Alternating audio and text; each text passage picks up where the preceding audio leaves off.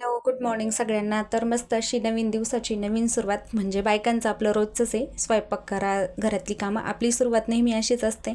तर मग इथं कोबीची भाजी बनवायची होती टिफिनसाठी, त्याची रेसिपी मी तुमच्यासोबत शेअर करणार आहे. इथे 2 चमचे तेल टाकून घेतलं, जिरे मोहरी टाकून घेतला, लसूण टाकून घेतला, छान तडतडलं की ह्याच्यामध्ये लाल तिखट, हळद पावडर आणि गरम मसाला टाकून घेतला. त्याच्यानंतर ना मस्त कोबी कापून घेतलेला होता, मी स्वच्छ धुवून घेतलेला होता मिठाच्या पाण्यामध्ये.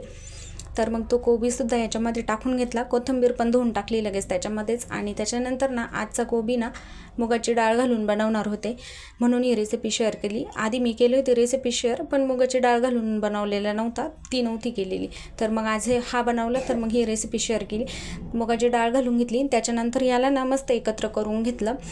खूप झटपट होणारी रेसिपी ही, टिफिनसाठी तर खूपच छान आहे. त्याच्यानंतर ह्याच्यामध्ये ना चवीप्रमाणे मीठ टाकून घेतलं आणि याला मस्त एकत्र करून घेतलं आणि याच्यावर झाकण ठेवून याची मस्त 5 ते 6 मिनटासाठी याची वाफ काढून घेतली. वाफेवरच शिजवायचं, काहीच पाण्याचा शिपका वगैरे काहीच मारायचं नाही, तरच कोबीची टेस्ट खूप छान लागते.